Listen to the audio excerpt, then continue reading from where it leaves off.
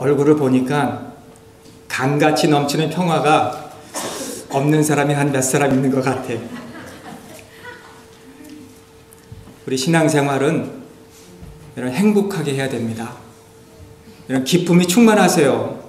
성령이 충만하세요. 그래야 우리가 행복한 거예요. 제가 만약에 하나님이 저를 택하지 않으셨다면 제가 뭐 신학교 가서 공부하고 뭐 졸업하고 고시 보고 뭐 그래서 안수받고 목사가 된 것 같은데 제가 그래서 목사가 된 게 아니에요. 하나님이 부족하지만 저를 택하여 주시고 명하여 주시고 너는 이렇게 하라 해서 제가 가만히 제 오늘 찬송을 들으면서 돌아보니까 하나님의 은혜로 저를 여기까지 인도해 주셨어요. 우리 여러분도 마찬가지인 것 같습니다. 우리가 미국에 와서 처음에 무슨 일 했습니까? 여러분 어떻게 이민생활 시작했어요? 지금 이렇게 잘 살게 시작했습니까? 우리가 얼마나 힘들게 살았어요. 언어도 모르고 말도 제대로 못하고 무슨 일을 할지 우리가 어려운 그 밑에서 시작해서 오늘 지금까지 오지 않았어요. 그런데 우리 행복합니까? 왜 우리가 하나님 앞에서 이렇게 행복하지 못할까? 이 욕심이라는 것을 어느 책에 보니까 이 밑 빠진 독과 같다는 거예요. 욕심이 있으면 아무리 그 독에다가 뭘 자꾸 부어도 만족이 없고 행복이 없다는 거. 여러분 오늘 이 예배 시간에 우리 욕심 다 없을 수 있기를 주님의 이름으로 축원합니다. 우리 고대 철학자 플라톤은 행복을 정의하기를 조금 부족한 것이다. 예를 들면은 내가 좀 먹고 입고 살아가는데 조금 부족한 게 이게 은혜다는 거예요. 내가 외모로 보면은 완벽하지 않고 조금 부족한 게 이게 은혜다는 거예요. 이게 행복이라는 거예요. 미국의 16대 대통령이었던 에브리함 링컨은 우리 마음 먹은 만큼 행복하다 그랬어요. 우리 마음 먹기에 달려있다 그랬죠. 우리 마음 먹기만큼 행복하다는 거예요. 여러분 행복은 무엇이라고 생각합니까? 우리 각자가 다 다를 것이에요. 우리가 좀 가난하면 돈이 우리에게는 행복이라 할 것이고 병든 사람은 건강이 나에게 행복이라 할 것이고 사랑하는 사람들에게는 사랑하는 연인을 만나는 것이 행복하다 할 것이고 정치가들은 명예일 것이고 연예인들은 인기일 것입니다. 그런데 여러분 정말 행복은 무엇인가? 오늘 시편을 보면서 우리가 알 수 있는데 이 행복, 복 있는 사람은 어떤 특별한 사람이 아니에요. 평범한 사람이에요. 복 있는 사람은 세상 사람들이 당하는 모든 일을 당하는 사람이에요. 시험도 받고 실패도 하고 또 세상에 살아가면서 고통도 겪고 이런 질병에도 시달릴 수 있는 그런 사람이에요. 축복을 우리가 받았다고 해서 고통을 면제받고 질병에서 우리가 시달리지 않는 보장이 없어요. 우리 다 연약한 존재입니다. 복 있는 사람도 자칫하면은 잘못하면은 시험에 빠질 수도 있어요. 죄에 물들기도 할 수가 있어요. 세상에 약점이 없는 사람이 누가 있겠습니까? 축복받은 사람도 그런 일이 있어요.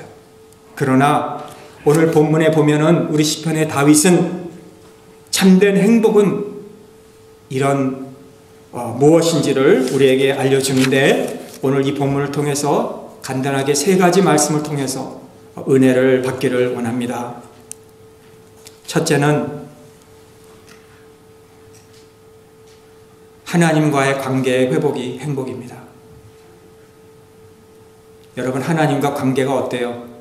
사람들과 관계 물어보는 거 아니에요. 사람들은 나를 잘 좋아하고 나를 알아주고 내가 누구인지 알고 늘 나한테 잘 이렇게 하고 그런 게 아니라 하나님은 오늘 나를 어떻게 보시는가? 오늘 1절에 보면은 허물의 사함을 받고 죄의 가리움을 받은 자가 복이 있다. 마음에 간사가 없고 여호와께 정죄를 당치 않는 자가 다윗은 복이 있다 그랬어요. 다윗은 자신의 생애를 돌아보면 세상적으로 볼 때는 사실 부러울 만한 존재였습니다. 그가 왕이지요. 훌륭해요. 존경받을 만해요. 사회적인 지위가 있어요. 누가 봐도 다윗 왕은 이스라엘 왕으로서 부러워할 만한 대상이에요. 그런데 그 마음에는 죄가 있어요. 죄를 범했어요. 충복인 우리아를 죽이고 밧세바를 취한 간음죄를 졌어요. 이거 아무도 몰라요. 오직 하나님의 사람 나단 선지자만 그거를 지적해 줬어요. 보통 사람 같았으면 힘없는 그 선지자 하나 그 권력 자리에서 내려놓게 하고 문제되지 않게끔 처리할 수도 있었어요. 그런데 다윗은 그 나단 선지자의 충고를 듣고 책망을 듣고 그 자리에서 꼬꾸라졌어요. 하나님께 그의 죄를 고백했어요. 오늘 그래서 3절에 보니까 내가 토설치 아니할 때에 종일 신음함으로 내 뼈가 새하였다 그랬어요. 주의 손이 나 주야로 나를 누르시오니 내 진액이 화여 여름 가뭄에 마름같이 되었다고. 내가 죄를 가지고 있는 한 가물에 여름같이 메마름이 되었고 은혜가 메말랐어요. 여러분 은혜가 있습니까? 우리 마음에 은혜가 메말르진 않았습니까? 왜 그랬습니까? 우리가 우리 죄가 있음에도 불구하고 하나님 앞에 토하지 않고 내놓지 않기 때문에. 하나님의 은혜가 마르고 하나님의 사랑이 다 떨어지고 우리에게 기쁨이 없고 즐거움이 없습니다. 죄가 있기 때문에 그랬어요. 한 나라의 왕이 이렇게 진실되게 바로 해보려고 할 때, 하나님 앞에 회개할 때 국민들이 다시 그를 신뢰했어요. 그리고 나라가 번영할 수 있었어요. 백성들은 왕을 위해서 기도해 줬어요. 그래서 그는 힘을 얻고 다시 나라를 다스렸어요. 성경은 이렇게 말하죠. 허물의 사함을 얻고 죄의 가리움을 받은 자가 복이 있다. 여러분, 하나님은 누구를 사랑하실까요? 회개하는 사람을 사랑하십니다. 회개하는 사람을 사랑하세요. 시편 6장 6절에 보면은 내가 탄식함으로 곰핍하여 밤마다 눈물로 내 침상에 띄우며 내 요를 적신하이다. 7절 내 눈이 근심하여 인하여 쇠하며 내 모든 대적을 인하여 어두웠나이다. 그러나 내가 하나님 앞에 회개할 때 하나님 앞에 다시 쓰임받게 되고 하나님이 미워하시는 죄를 내가 회개할 때 하나님이 나를 다시 썼다 그래요. 우리는 어떻습니까? 죄를 지면, 잘못을 하면, 실수를 하면 우리는 변명을 하기에 앞섭니다. 저 사람 때문에 그랬다. 마치 창세기 3장에 나오는 이 아담이 하나님께서 누가 너의 벌거벗음을 내게 고하였느냐, 내가 너더러 먹지 말라 명한 그 나무 실과를 내가 먹었느냐 하시며 책망할 때에 아담이 하나님이 주셔서 나와 함께 하신 저 여자, 그가 내 그 실과 나무를 내게 주어서 내가 먹었다 그랬어요. 하와에게 찾아갑니다. 너는 왜 그렇게 했느냐? 하와는 뱀이 나에게 그렇게 꿰어서 내가 먹었어요. 아담도 하와도 변명을 하는 거예요. 여호수아 7장에 보면은 아간이 여리고성 싸움에서 하나님의 명령을 어기고 전리품을 가져갔습니다. 아간의 부정한 행실로 인해서 이스라엘은 그 다음 전투인 이 작은 아이성에서 패배를 하고 말았어요. 하나님의 명령을 거역한 죄인을 찾기 위해서 제비를 뽑았을 때 아간이 뽑혔어요. 그럴 때 그는 뉘우치지 않았어요. 아간이 이렇게 회개하지 않는 이 사람은 하나님이 쓸 수가 없는 거예요. 여러분, 세상적으로 우리 다 훌륭한 사람들, 여러분은 저보다 다 훌륭한 사람들이에요. 여러분은 참 똑똑하고 사업도 잘하고 뭐 투자도 잘하고 일도 잘하고 공부도 많이 하시는 여러분들이에요. 하나님이 여러분들이 그렇게 잘 돼서 정말 많이 배워서 훌륭해서 경력이 있어서 쓰시는 것이 아니에요. 하나님은 회개하는 자를 쓰셔요. 회개하는 자. 오늘 다윗은 내 허물을 여호와께 자복하리라 하고 주께 내 죄를 아뢰고 내 죄악을 숨기지 아니하였더니 곧 주께서 내 죄의 악을 사하셨나이다. 여러분, 우리가 우리의 죄를 아뢰일 때 우리는 행복한 자가 되는 줄을 믿으셔야 되는 거예요. 여러분, 죄가 무엇입니까? 이 죄라는 여러 가지 정의가 있지만 세 가지 크게 얘기하면 오늘 여기서 나오는 이 허물은 하나님을 모르고 하나님을 떠난 자를 의미해요. 허물이라는 것은 하나님을 모른다. 죄악이라는 것은 참된 길에서 벗어난다. 그런 뜻이에요. 여러분, 화살을 쏘는 사람 봤죠? 그 관역에 쏘잖아요. 그런데 그 관역에 쏘는데 그 관역에서 화살이 빗나간 것을 죄라고 설명했어요. 그게 무슨 말인가 하면 하나님의 뜻이 이건데 우리는 하나님의 뜻을 어기고 이렇게 내 마음대로 간 것을 죄악이라 그랬어요. 정죄라는 말은 하나님의 뜻에 우리가 순종하지 않는 사람, 하나님의 말씀을 무시하고 관심이 없는 사람을 정죄라고 표현했어요. 그러니까 이 죄, 무슨 허물, 이런 정죄라는 것은 하나님에 대한 그런 어떤 죄를 의미해요. 여러분, 죄는 무서워요. 한번 들어오면은 쉽게 들어와요. 그런데 나가기는 힘들어요. 죄가 한번 저와 여러분의 마음에 들어오면요, 우리를 꼭 아프게 하고 떠나게 해요. 한번 들어오는 것은 쉽지만 나가는 것은 어렵게 하고 나가요. 그러나 더 무서운 것은 죄가 들어왔는데도 회개할지 모르는 것이 더 무서운 거예요. 죄를 회개하지 못하면 우리가 교만해져요. 마음이 강팍해집니다. 그래서 그 힘으로 우리는 하나님 앞에 설 수가 없게 돼요. 주의 종도 마찬가지고 우리 성도님들도 마찬가지예요. 내가 하나님 앞에 순종하고 싶어하고 하나님 앞에 섬기고 싶어하지만 이 죄가 한번 들어와서 그 죄를 내가 회개하지 않으면 하나님 우리 사용하지 않습니다. 저는 분명히 그걸 봤어요. 우리가 하나님 앞에 머리를 들고 교만하면 하나님의 은혜가 떠나요. 여러분, 우리 성도나 목사나 누구나 하나님의 은혜가 떠나면 끝이에요. 하나님의 은혜가 우리에게 없으면 우리는 마른 사막과 같은 인생이 되는 거예요. 아무리 거기에다 물을 주고 심어도 나지가 않는 거예요. 우리에게 은혜가 떠나면 우리 아무것도 아니에요. 아무것도 아니에요. 세상 사람들이 나를 존경하고 우러러보고 그 이름 석자를 알아서 막 높여줘도 하나님이 나를 떠나면, 은혜가 없으면 우리는 아무것도 아니에요. 하나님의 은혜를 받기 위해서 우리가 교만하지 말아야 돼요. 회개하는 자가 돼야 돼요. 그래야 우리가 행복한 사람이 되는 거예요. 누가복음 15장에 나오는 탕자 아시죠? 우리 너무나 많이 들어서 이거 들어도 뭐 우리 감동도 없지만은 그 아버지 재산을 다 받아서 나가서 세상에서 허랑방탕해서 다 허비를 합니다. 나중에 먹을 것도 없습니다. 깨닫습니다. 아버지의 종들은 통꾼은 그래도 먹을 것이 있는데 나는 여기에서 이렇게 돼지와 함께 먹고 사는구나. 내가 아버지에게 돌아가겠다 생각하고 일어나서 아버지께로 돌아가면서 뭐라 그럽니까? 아버지여, 하늘과 아버지께 내가 죄를 범하였사오니 나를 품꾼의 하나로 보소서. 아버지를 그렇게 가서 나는 그렇게 얘기해야 되겠다 생각만 하면서 지금 일어나서 가고 있는데, 아버지는 그 아들을 멀리서 보고 그 상가가 먼 데서 아버지는 그 아들에게 달려오고 그를 치근히 여기고 목을 안고 입을 맞추고. 여러분, 하나님이 우리를 그렇게 보시는 거예요. 우리가 회개만 하고 돌아가면은 하나님은 우리를 달려와서 우리를 안아주시고 품어주시고 입을 맞추시고, 하나님 앞에 돌아가면 용서하지 못할 죄가 아무것도 없습니다. 여러분, 과거에 어떤 일을 했는지, 지금 내가 어떤 죄 안에서 내가 먹고 살든지 내가 하나님 앞에 회개하면 하나님이 깨끗이 용서해 주실 줄을 믿습니다. 아버지가 그 아들에게 너 그래 이제 정신 차렸니?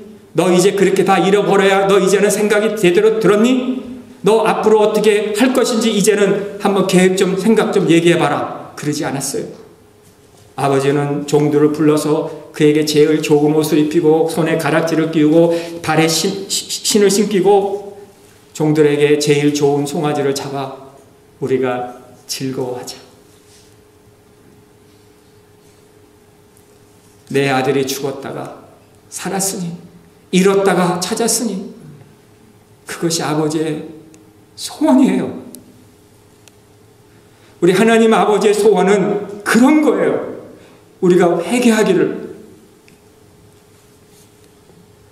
그게 복받은 자예요. 여러분, 이런 복받은 행복한 하나님의 사람들이 다 되시기를 주님의 이름으로 축복합니다. 둘째, 오늘 기도하는 자가 행복한 자입니다. 오늘 6절 7절에 보시면 이로 인하여 무릇 경건한 자는 주를 만날 기회를 타서 주께 기도할지니라. 진실로 홍수가 범람할지라도 저에게 미치지 못하리라. 주는 나의 은신처이오니 환난에서 나를 보호하시고 구원의 노래로 나를 애우시리로다. 아멘. 여러분, 이 광야 같은 세상에 시험과 시련이 많습니다. 그런데 오늘 이 본문에서 우리 하나님께 기도하면 하나님이 이런 홍수에서, 우리가 이 홍수의 이 무서움을 모르죠. 그러면 오래전에 이런 쓰나미가 막 달려왔는데, 그쵸? 닥쳐왔죠. 쓰나미가 이 시속 800km로 급빠르게 온대요. 그런 힘으로 이 바다에서 이 육지를 향해서 달려오는 그것은 그 담도 그 무엇도 막을 수가 없는 힘이에요. 한번 그것이 오면은 그 무엇도 못 막습니다. 그러나 기도하는 사람은 그런 것도 막아주신다 그랬어요. 저를 못 믿으시면 오늘부터 한번 기도 시작해 보세요. 이사야 43장 1절에 보면은 야곱아 너를 창조하신 여호와께서 이제 말씀하시느니라. 이스라엘아 너를 조성하신 자가 이제 말씀하시느니라. 너는 두려워 말라. 내가 너를 지명하여 불렀나니 너는 내 것이라. 내가 물 가운데로 지날 때에 내가 함께할 것이라. 강을 건널 때에 물이 너를 침몰치 못할 것이며 내가 불 가운데로 행할 때에 타지도 아니할 것이며 불꽃이 너를 사르지도 못하리라. 우리는 힘이 없어요. 부족해요. 그러나 하나님이 저와 여러분들 지명했어요. 불렀어요. 그리고 하나님이 함께 해주신다고 약속했어요. 그 하나님이 물 가운데 불 가운데 지날 때에도 우리를 보호해 주신다고 약속해 주셨어요. 다니엘이 사자굴에서 기도함으로 사자의 입을 막아주시고 보호해 주셨어요. 기도할 수 있는 사람이 된 것이 행복한 것이에요. 여러분, 우리가 행복한 것은 동사가 아니라 명사라는 걸 아십니까? 여기에 복 있는 사람은 이거는 동사가 아니에요. 어떤 상태가 아니에요. 우리 자녀가 잘 자라줘서 우리가 복 있는 게 아니에요. 우리가 뭐 사업에 잘해서 우리가 그게 행복이 아니에요. 우리가 건강해서 행복이 아니에요. 이거는 명사예요. 관계예요. 하나님과 나와의 관계에서 행복하다는 거예요. 의심하지 말고 하나님께 기도하세요. 하나님이 주신다고 약속했습니다. 마틴 루터는 어려운 일을 당할 때마다 밀실에 들어가 하나님께 간절히 기도하였다고 합니다. 여러분, 마틴 루터가 그렇게 위대하게 된 것은 기도였어요. 기도가 끝나고 나오면서 부르짖기를 우리가 정복했다. 우리가 정복했다. 왜? 마틴 루터는 혼자 이 일을 한 것이 아니라 기도할 때 하나님이 함께 도와주셔서 우리가 했다 그래요. 여러분, 기도로 승리할 때 우리 마음에 평화가 오고 우리 마음에 기쁨이 오는 거예요. 여러분, 기도해서 우리가 패배하면, 기도하지 않고 패배하면 우리는 기뻐할 수가 없는 거예요. 다윗이 환난의 때에 하나님을 원망하지 않고 기도를 하였습니다. 원망이 무엇이에요? 불신앙이에요. 민수기 14장에 보면은 이 가나안 땅에 들어가려고 하는 이 정탐꾼들이 와서 보고를 할 때 곤란하게 이스라엘을 만들었어요. 모세와 아론을 원망하게 했어요. 우리가 이 애굽에 있었을 걸 차라리 우리가 이 광야에 나와서 이 사막에서 저들의 칼에 우리가 죽었겠다. 차라리 애굽으로 돌아가는 것이 낫지 아니하면서 이 아론과 모세를 원망할 뿐만 아니라 여호와를 원망했다 그랬습니다. 오늘 이 시간에 우리 인생을 살면서 감당하기 어려운 일들이 있습니까? 정말 우리를 힘들게 하고 어렵게 하고 낙심하게 하고 이런 두려워하게 하는 일들이 있습니까? 원망하지 마세요. 하나님께 매달리세요. 기도하세요. 기도의 밀실에 내려가서 문을 닫고 하나님을 의지하세요. 찾으라 너희는 찾을 것이요 구하라 그러면 구할 것이요 두드리라 그러면 너희에게 열릴 것이라 그랬습니다. 너희가 악할지라도 좋은 것을 자녀에게 주실 줄 알거든 하늘에 계신 너희 아버지께서 너희에게 좋은 것을 주시지 않겠느냐. 도울 수 없는 사람에게 찾지 마시고 하나님 앞에 나와 기도하면 도움을 얻게 될 것입니다. 여러분, 기도는 씨앗을 뿌리는 것과 같아요. 씨앗을 뿌려놓으면 그것이 싹이 나고 나중에는 잎사귀가 나고 열매가 맺히는 것 같이 우리가 하나님 앞에 기도하면은 지금 당장 내 시대에 그거를 얻지 못해도 하나님이 그 다음 세대로 그 후손들로 하나님이 얻게 해주시는 거예요. 내 입을 크게 열라 그랬어요. 내가 채우리라. 여러분, 어미새가 그 새끼새에게 먹이를 주는 거 보셨죠? 둥지에 날라와서 먹이를 가지고 둥지에 가져와서 그 먹이를 주는데 그 어느 새에게 줍니까? 새끼에게 줍니까? 가장 입을 크게 벌리는 새에게 먹이를 먼저 주잖아요. 입을 크게 벌리세요. 하나님, 우리에게, 우리 자녀에게, 우리에게 이런 게 필요합니다.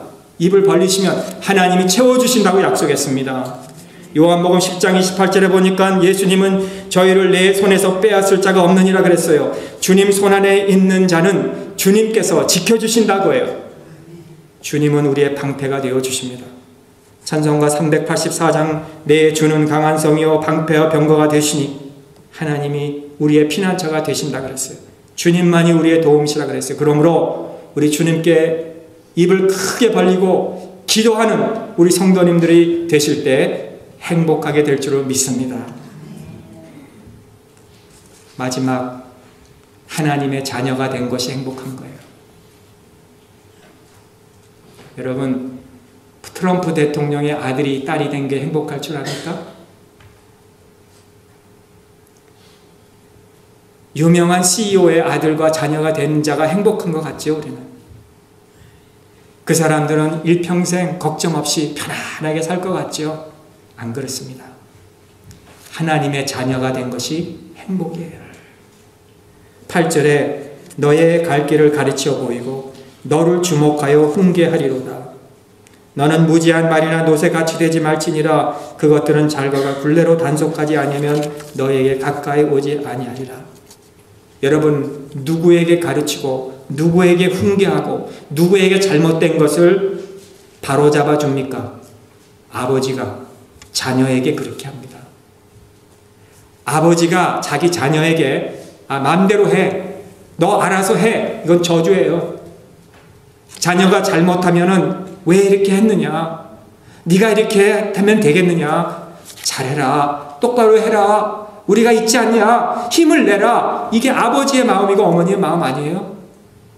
만약에 부모로서 자녀를 무관심하고 마음대로 자기가 사는데도 내버려 둔다면 그건 버린 자식이죠. 하나님이 우리가 마음대로 내 길로 가는데, 하나님의 훈계를 버리고 가는데, 내가 하고 싶은 거, 먹고 싶은 거, 가고 싶은 거 다 가는데 하나님이 마음대로 해라 하면은 우리는 하나님의 벌을 받은 사람이에요. 그러나 하나님이 말씀을 통해서 우리에게 징계해 주시고 훈계해 주시고 길을 가르쳐 주는 자는 행복한 자예요. 여러분, 행복한 자. 우리는 다 하나님의 자녀가 되었어요. 영접하는 자고 그 이름을 믿는 자에게는 하나님의 자녀가 되는 권세를 주셨어요. 여러분, 주님을 영접하셨습니까? 한번 하신 분만 한번 속으로 아멘 해보세요. 속으로. 겉으로 하라면 또 시험 들지. 자꾸 시킨다고. 속으로 해, 속으로. 나는 정말 주님을 영접하고 그 이름을 믿으니 나는 하나님의 되는 권세, 하나님의 자녀가 되는 권세. 여러분, 내가 하나님의 자녀가 됐어요. 여러분의 옆에 앉으신 분 하나님의 자녀예요. 여러분, 마음대로 대하면 안 돼요. 하나님의 자녀이기 때문에. 얼마나 귀해요. 하나님의 자녀인데. 우리 권사님들 옆에 계신 분들이 하나님의 자녀예요. 하나님의 자녀예요, 우리가. 그래서 우리는 하나님을 아바, 아빠, 아버지라고 부를 수 있게 되었다 그래요. 여러분, 누가 하나님을, 세상의 사람이, 피조물이 아빠라고 할 수 있겠어요? 우리가. 그러니 행복한 자예요. 오늘부터 다른 거 다 없어도 내가 그저 하나님의 자녀이구나, 요거 하나만으로도 우리 평생 감사할 수 있기를 바랍니다.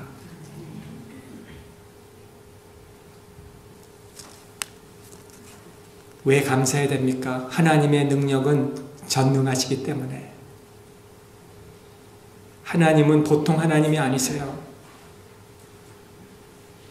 이 성경에 약속해 주신 이 말씀들이 보통 하나님이 아니시잖아요.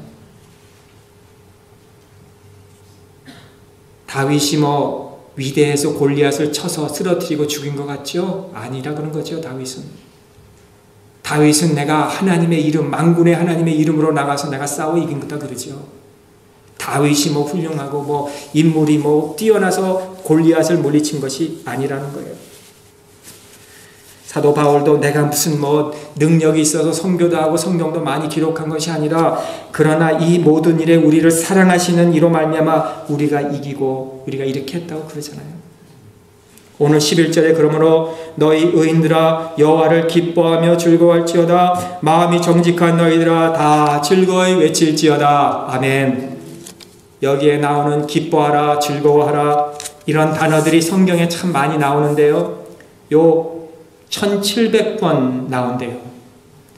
행복이라는 이 단어의 이 의미로 번역하는 단어들도 있는데 그것까지 합하면 성경에 2000번 이상 나온대요.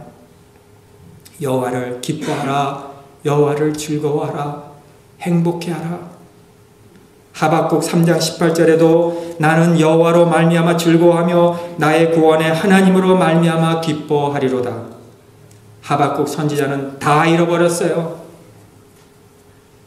소도 잃어버리고 포도나무도 잃어버리고 다 잃어버렸어요. 그래도 나는 여호와로 인하여 기뻐하리로다. 로마서 5장 2절에 보면 우리가 하나님의 영광을 바라고 즐거워하니라. 어려운 환난이 오고 힘든 일이 와도 여호와의 구원의 즐거움으로 인해서 나는 즐거워하겠다 그랬어요. 이것이 그리스도인의 기쁨이고 행복입니다. 사랑하는 성도 여러분, 우리가 신앙생활 하다 보면 억지로 할 때가 참 많이 있는 것 같아요. 저도 그런 것 같아요. 그냥 서야 되니까 쓰고. 근데 하나님은 억지로 하는 것을 기뻐 안 하세요. 자원해서. 억지로 신앙생활 하는 자보다 열심히 신앙생활 하는 자가 되세요. 열심히 신앙생활 하는 자보다 즐겁게 하는 신앙인이 되세요. 아는 사람은 좋아하는 사람만 못하고 좋아하는 사람은 즐기는 사람만 못하다 그렇게 했어요. 여러분, 우리가 말씀을 들을 때도 즐겁게, 주의 일에 섬길 때도 즐겁게, 예배를 드릴 때도 즐겁게, 찬양할 때도 즐겁게, 우리가 즐겁게 해야 돼. 즐겁게. 결론적으로 말씀을 드리겠습니다.